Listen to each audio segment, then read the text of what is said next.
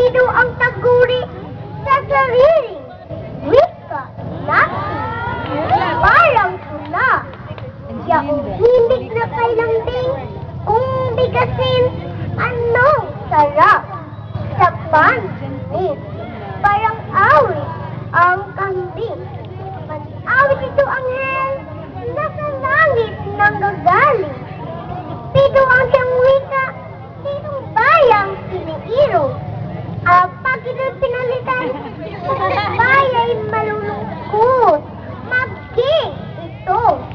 Konstitusyon ay malinaw ang pag-uutos na wika ay paunlarin pagyamanin na lubos.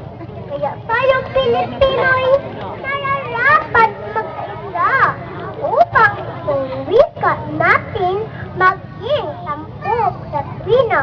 Pagkat wika'y kaluluwa